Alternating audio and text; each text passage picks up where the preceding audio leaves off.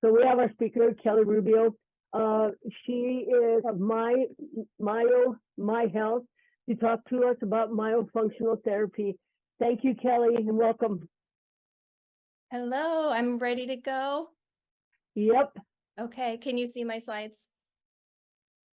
Awesome. Yeah. Okay, thanks for having me, everybody. My name is Kelley Rubio. I'm a licensed dental hygienist. I have been working in pediatric dentistry since 1996 and have moved into specializing in oral-facial myofunctional disorders since 2017. I own Myo My Health, which is a multidisciplinary practice. We have locations in Phoenix and Mesa. And so I have occupational therapists that work with our team. I have speech therapists that work with our team. And so it's been really, really rewarding to come out of clinical pediatric dentistry and then work alongside different scopes and different licensures. So I'm going to talk to you about myofunctional therapy today and how it can impact us with our oral health and systemic health.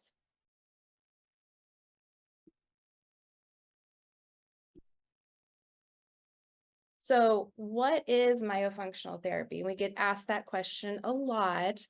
So if you break it down, myo means muscle, function is function.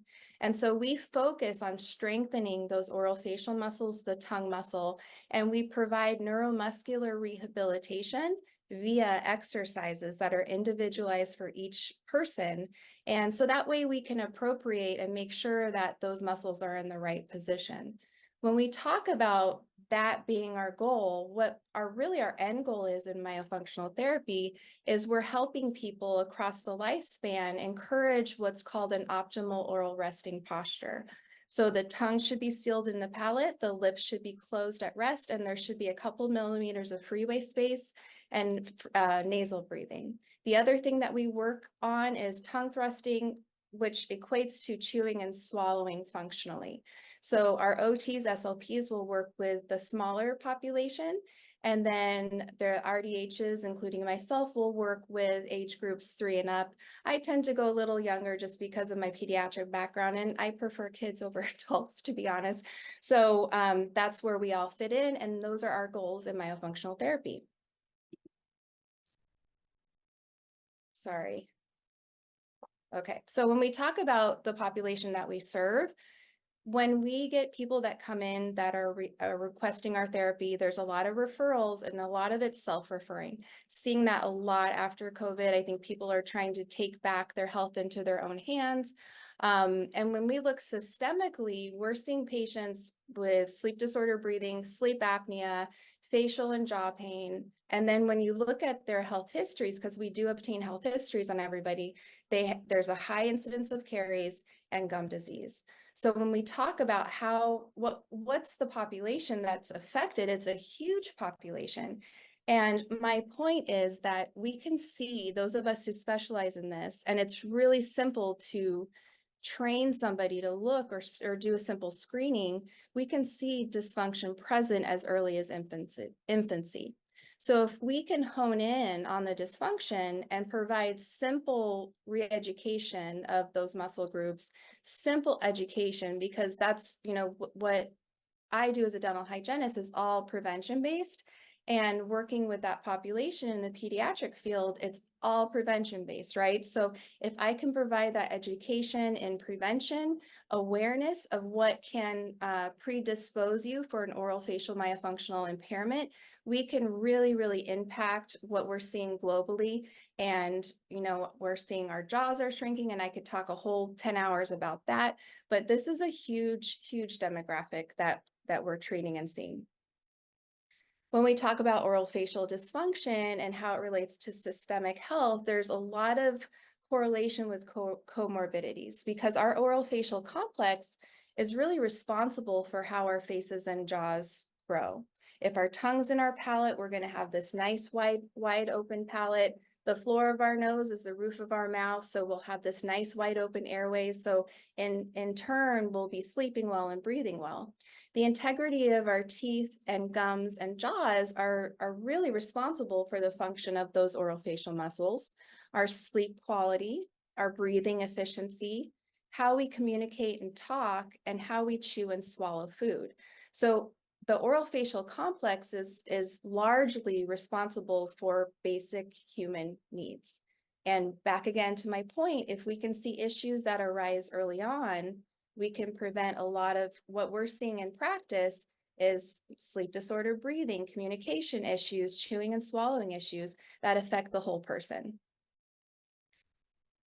So where it crosses over into oral and dental health, when we discuss caries risk assessment, gum health, periodontal disease, so when somebody has an oral facial impairment, usually their tongue has a low tongue posture. When I spoke of those goals, you want the tongue and the palate, but typically what we're seeing that come in is low and forward tongue resting posture.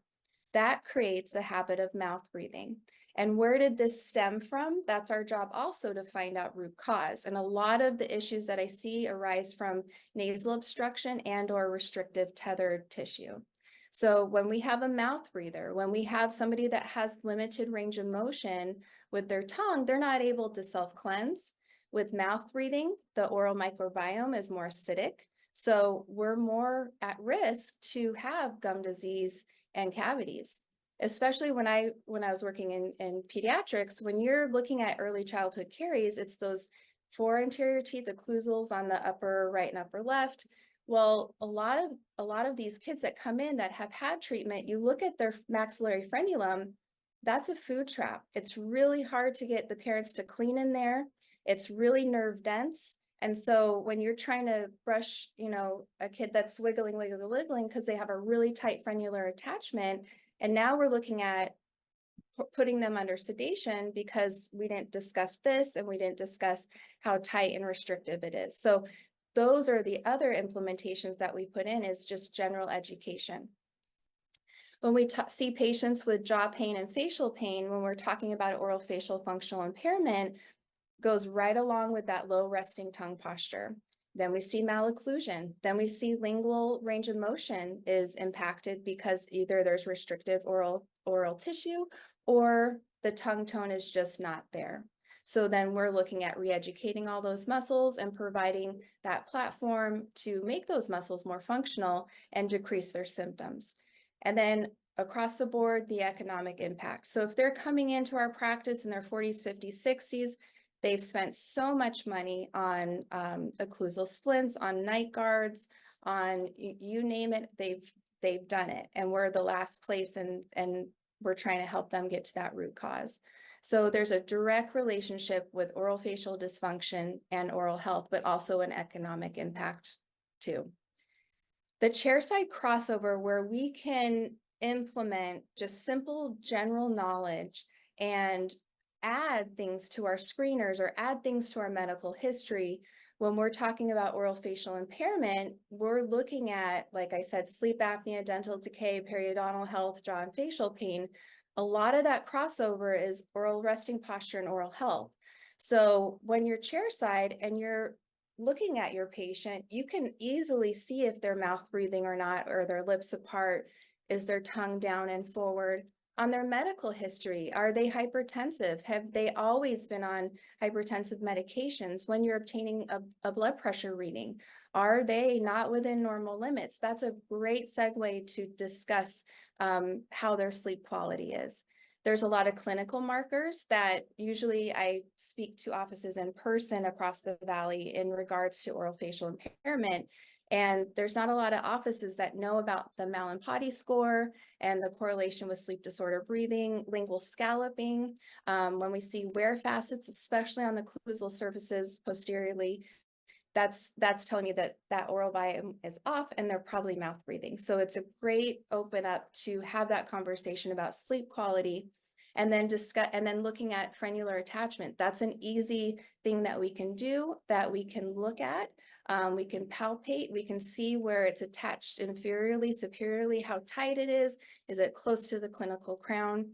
And then putting in a sleep questionnaire into the medical history is a simple thing that you can do to see if this patient has positive checks on their sleep quality is not great, their mouth is open, their nose doesn't work, etc. So there's simple things that can do. I know time is always something we're thinking of, but this could be really quick. So what does intervention look like? So when they are coming into our practice, we're seeing them for therapy sessions that are repeated. Typically, we're seeing them for up to a year, every few weeks. We are a collaborative care practice. We work closely with orthodontists, ear, nose, and throat doctors, allergists, because there's always a root cause. And I like what we were talking about earlier, systemically whole body approach. And that's where we're different too. This is not your medical dental visit.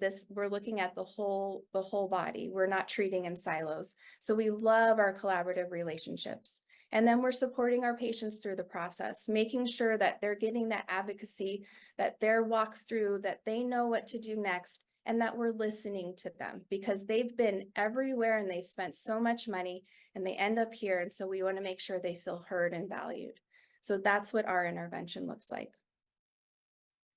So final thoughts. I was worried I wasn't going to be able to talk for 10 minutes because I could talk all day about this, but my final thoughts are, if we can see things early and do simple screeners, simple questionnaires, education, like this young little guy, 3 years old, orthodontist caught on a CBCT, his tonsils were so big, he was wetting the bed.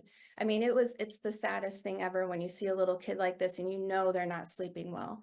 So if we can just provide simple education, simple screening tools, we can make a huge impact into this really, really big problem that we have with airways and sleep disorder breathing. So that is pretty much a very short explanation of myofunctional therapy and how it impacts systemically and oral health, because if we don't help them, who will?